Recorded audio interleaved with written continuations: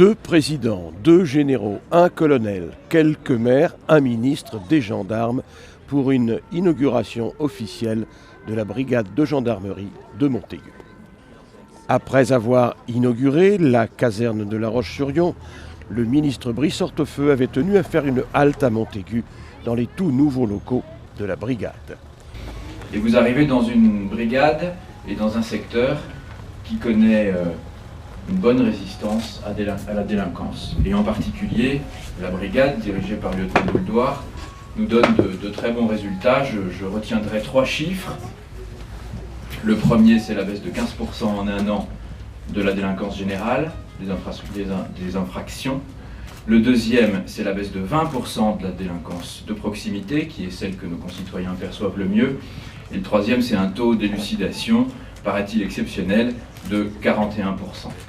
Ces résultats, Monsieur le Ministre, ils sont à la fois le fruit de l'excellence du travail fait par nos gendarmes, ceux de la communauté de brigade, mais aussi par les liens que nous tissons au jour le jour entre les maires qui sont ici présents, l'ensemble des acteurs qui se préoccupent notamment de jeunesse et également les services de l'État. Je suis surtout venu effectivement pour participer à cette inauguration, qui est une inauguration d'un autre type que ce que nous venons de faire à La Roche, puisque à La Roche c'était une inauguration dans un cadre domanial, et là, comme vous l'avez dit très justement, c'est une inauguration qui se déroule grâce à une initiative qui avait été prise par Nicolas Sarkozy dans le cadre de la LOPSI.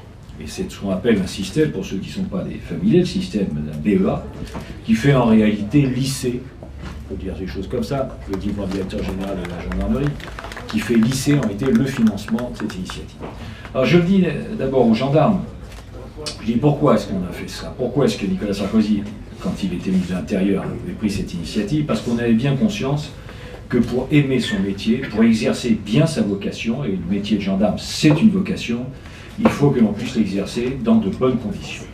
Et je l'ai dit à La Roche-sur-Yon, mais je le dis à chaque étape depuis que je suis ministre de l'Intérieur, je pense naturellement, toujours, systématiquement, aux conjoints. Parce que les conjoints dans la vie ça compte, mais les conjoints dans la gendarmerie ça compte encore plus. Et il faut être très attentif à ce que disent les conjoints. Et donc, pour que les conjoints, pour que les familles soient heureuses, eh bien, il faut que les conditions de vie, les conditions de travail soient des conditions agréables. Et là, ce que nous venons de voir, les conditions de travail que nous venons de découvrir sont de très bonnes conditions de travail, et donc c'est un beau symbole et une belle initiative. Alors, vous avez parlé de la LOPSI. En réalité, nous allons engager la semaine prochaine, parlementaires le savent, la LOPSI 2.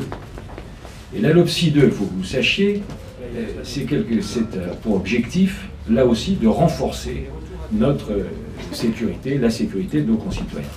Alors j'entends quelques-uns, vous savez, les professionnels, certains journalistes nationaux, pas les journalistes généralement de la presse quotidienne régionale, moi je suis aussi un provincial, qui ont généralement du bon sens. Mais souvent dans la presse nationale, il faut chercher des motifs de querelle et ainsi de suite. Et on dit, ah oui, mais il y a tout le temps des lois. Et bien moi je vous le dis, c'est très simple. Et je le dis devant les gendarmes qui le savent. La délinquance évolue. La délinquance d'aujourd'hui, c'est pas la délinquance il y a 10 ans. C'est pas de la délinquance il y a 20 ans. C'est pas de la délinquance il y a 50 ans. Et la délinquance d'aujourd'hui, c'est pas celle qui existera dans les 20 ou 30 prochaines années. Ça signifie, et je le dis, je l'assume totalement, mais plus que de l'assumer, je le revendique. Ça signifie qu'il y aura autant de lois, autant d'initiatives, autant d'actions, autant de textes, autant de décrets que l'évolution de la délinquance le nécessitera. Et parce que je parle d'un principe simple, ce n'est pas la même chose, que de cambrioler un quadragénaire fringant, que de s'attaquer dans le cadre d'un cambriolage, encore une fois avec ou sans violence, de personne qui est une personne âgée. Le traumatisme n'est pas le même. Psychologiquement, c'est pas du tout la même chose. Physiquement aussi, la capacité de réaction, si la personne est là au moment du cambriolage, c'est pas du tout la même chose. Et donc il existe déjà dans notre système pénal des circonstances aggravantes, mais je souhaite qu'elles soient alourdies. Et je vous donne un exemple simple. Aujourd'hui, cambriolage d'une personne vulnérable, je pense aux personnes âgées, mais ça peut être une femme enceinte, ça peut être un handicapé, et ainsi de suite. Ben, c'est une peine de 7 ans. Voilà. Moi, je veux que ça soit porté à 10 ans. Moi, je considère, j'avance dans la vie avec un principe simple, c'est que la certitude de la sanction, c'est la première des préventions. C'est la seconde fois dans l'histoire de Montaigu qu'un ministre de l'Intérieur était présent dans cette ville, 106 ans après Georges Clemenceau.